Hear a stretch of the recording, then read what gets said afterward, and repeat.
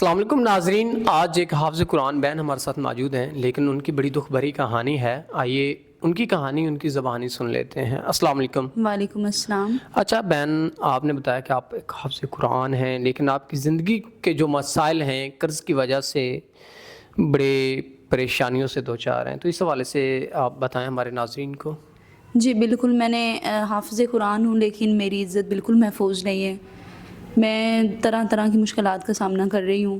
اسی طرح جیسے میرے والد صاحب پہ قرضہ تھا تو کچھ قرضہ ادا ہو گیا ہے، کچھ رہ گیا ہے، تو جنوں کا قرضہ دینا ہے ان کی غلط شرائط ہیں، وہ بہت غلیظ طرح کی شرائط لگاتے ہیں اور کہتے ہیں کہ قرضہ دو ورنہ ہم آپ کی عزت لوٹیں گے، یا اس طرح کی غلیظ باتیں کرتے ہیں، تو اس کی وجہ سے کافی مشکلات کا سامنا کرنا پڑ رہا ہے۔ ناظرین، ہمارے معاشرے میں کم ظرف جو کم ذہن کے مالک ہیں، جو گندی سوچ کے مالک لوگ ہیں، وہ اس حد تک گر چکے ہیں۔ کوئی ایک حافظ قرآن لڑکی سے، معاشرے کی بیٹی سے قرضے کے عوض غلط ڈیمانڈز کرتے ہیں۔ آیا کہ ان کو ایسا زیب نہیں دیتا کہ وہ اس طرح کی ڈیمانڈز کریں، تو جب وہ آپ سے اس طرح کی ڈیمانڈ کرتے ہیں تو آپ کیا سوچتی ہیں اس معاشرے کے بارے میں کہ یہ معاشرہ کس حد تک گر چکا ہے؟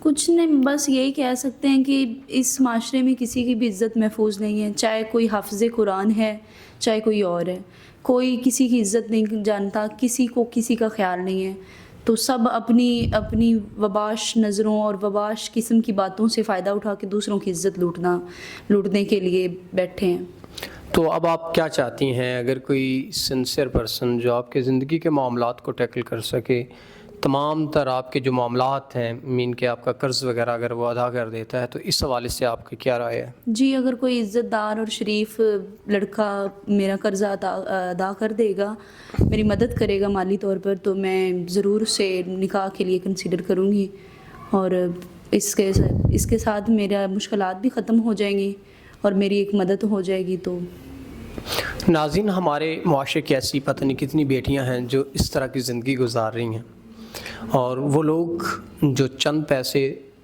قرض دے کے پھر غلط طرح کی ڈیمانڈز کرتے ہیں، وہ ان کا مقصد ہی یہی ہوتا ہے کہ کسی کی عزت کو لوٹنا۔ تو ایسے لوگوں کو سوچنا چاہیے اور خدا ان کو ہدایت دے، اور امید کرتے ہیں کہ اس حافظ قرآن بہن کے جو بھی مسائل ہیں وہ حل ہوں گے، اور کوئی نیک انسان ان کا قرض وغیرہ اتار کے ان سے نکاح کرے گا۔ اسی کے ساتھ اپنے میزبان نواب احمد کو دیں اجازت۔ خدا حافظ۔